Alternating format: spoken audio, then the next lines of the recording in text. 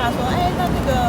个里面的内容写的太多，就是什么几趴啊，还有什么立委怎么样啊？他说那个真是胡说八道，不可能有这件事情。目前为止，我们都没有搞到好的这个讯息，所以我想因为我刚刚也稍微看了一下那个内容报道，我觉得那个真的写的太过于具细迷了，感觉好像是有装了窃听器之类的，所以我觉得这个比较。我觉得整篇的应该是属于预测的状况的话，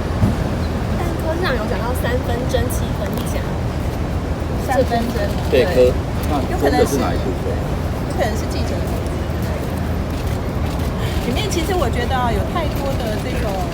很多细节，例如说他好像还提到一些独立的，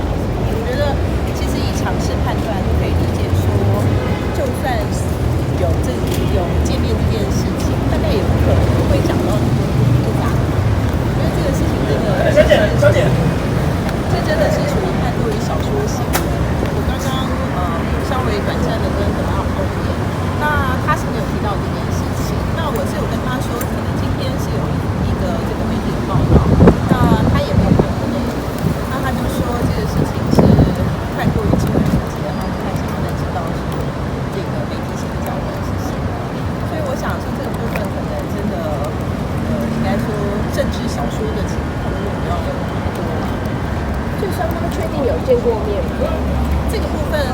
我在问老板的时候，他并没有直接的回答我，但是他有说，因为我有跟他询问一下说，这个里面的内容写的太多，就是什么几趴啊，还有什么立委怎么样啊？他说那个真是胡说八道，不可能有这件事情。我其实觉得这个3分真，我不太知道课上讲的3分真是哪一部分真啊，但是